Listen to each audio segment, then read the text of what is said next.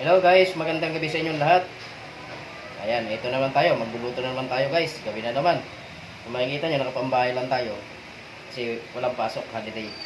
So ang prepare natin ngayon guys na lulutuin, yung magigisa tayo ng gulay. Haluan natin yan ng pork liempo. Ayan. So tara guys, papakita ko sa inyo, samahan nyo ako.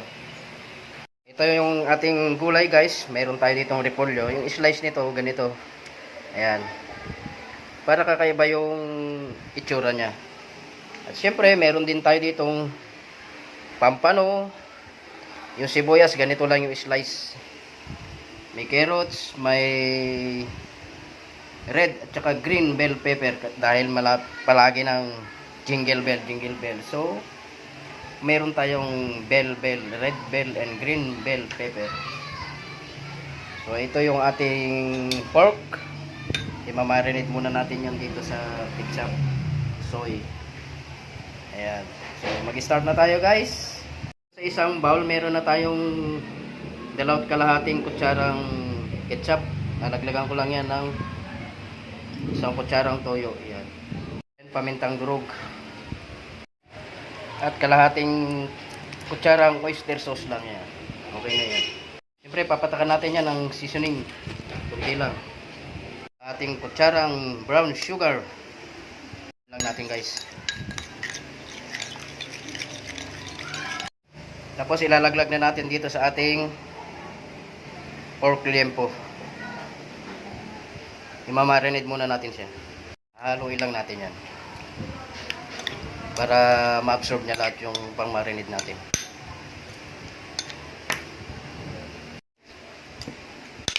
Halo. Yan. So, i-rest muna natin yan guys. Habang nire-rest natin siya, igigisa na natin yung ating gulay. So, dito guys, meron na akong kawali. Lalagyan natin ng mantika.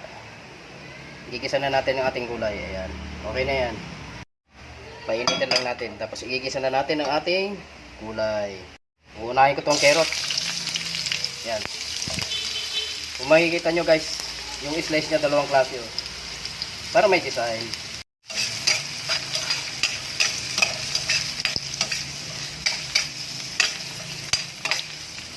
Susunod ko ng ating pampano.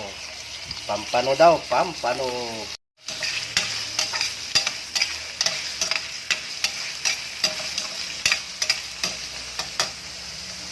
At ang ating repolyo guys, lalaglag ko na.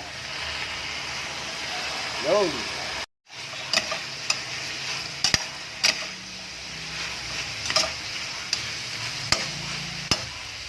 Gulay-gulay naman tayo ngayon. Kung makikita nyo guys, bakit natin ginigisa? Para magmukha siyang fresh. Hindi siya lanta. Yun ang technique. Naglagan ko lang to ng konting seasoning powder. Ayan. Magic. 1 kutsarang patis. Or fish sauce. Hindi tayo naglagay ng tubig guys ha. Naka-low fire lang tayo. Gigisa lang natin ha. Ipa-fry lang natin siya. Ayan. Set aside muna natin to guys. Tapos igigisa na natin ang ating minarinate na karne. Ayan. Okay na yan. Ayan. Set aside na natin guys. Susunod natin tong ating minarinate. Lalaglag na natin. Palalabasin natin yung mantika niyan guys. Kailangan lumabas yung mantika niyan, tapos igigisa na natin. Ayan oh. Lumalabas na ang kanyang mantika. Ayan guys, lumalabas na yung kanyang mantika. Hindi niya mahabol yung kanyang marinade. Mag-a-add lang ako ng konting water. Para sakto-sakto yan. Pag na-absorb niya lahat yan, malambot na rin yung ating karne. Tatakpan lang natin. Naka low fire naman tayo eh. Sakto-sakto pag na-absorb niya lahat yung kanyang nilagay natin na tubig, malambot na rin yung pork. So yan na guys, lumalabas na yung mantika niya. Hindi pa ako satisfied. Kailangan mag golden brown pa siya ng gusto. bago natin ilaglag yung ating gulay. Ayan, oh. So ayan, okay na to guys. Igigilid ko lang. Tapos babawasan natin konti yung mantika, masyado marami. So ayan, okay na yan guys. Ilalaglag na natin ang mga ating gulay. Unahin ko lang ito sibuyas guys, ha. Yun. Half-cook lang yan sibuyas. Hindi natin susunugin yung sibuyas.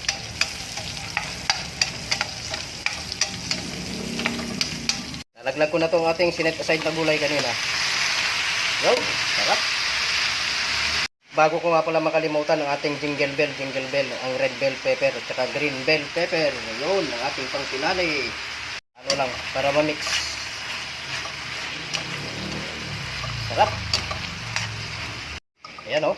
Okay na to guys. Oh. Press na press pa rin yung gulay. Yan guys, luto na ang ating ginisang gulay. May toppings na pork na barbecue style. Dapat iihaw natin yun, eh. So ang ginawa natin, pinasangkot na lang natin sa marinade. Yan, okay na yan guys. Magpi-plate tayo.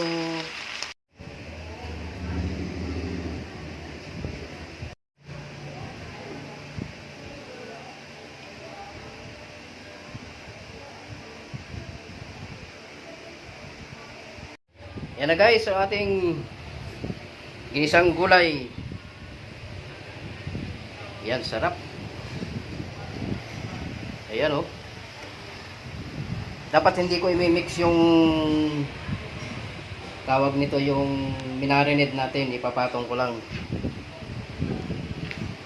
Pero para ma-absorb niya yung lasa, i-mix ko na siya. Actually, pang barbecue style kasi marinate na yun, eh. Dapat iihaw yun. So, okay na rin. Yan ang ating gulay. Ginisang gulay. Makulay ang kanyang buhay.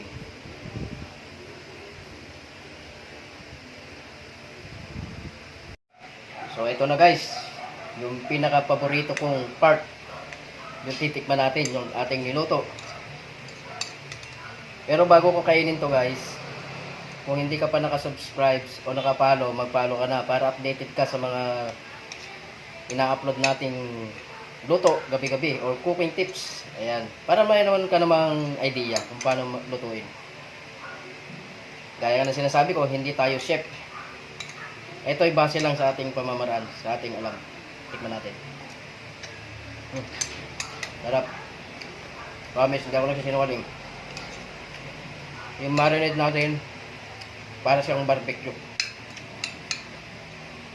Ito. Lumambot. Masarap guys.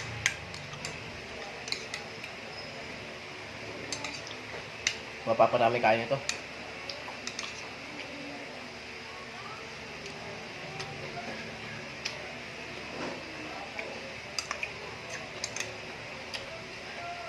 Iba talaga nagagawa ni Lolo Meta.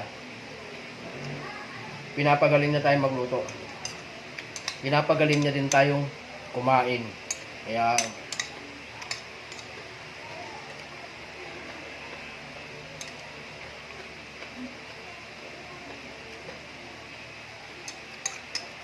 ayan guys, kung nagustuhan mo ang ating video, mag-react ka na, mag-comment. Share mo na rin, gaya na aking sinasabi, share mo na para mapanood ng iba yung ating jingle bell, red bell pepper. Sarap.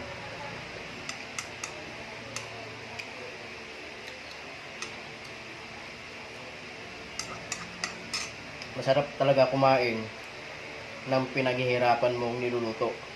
Ayun. Kakaiba lasa. Promise. Try nyo, panoorin nyo yung video para may idea kayo.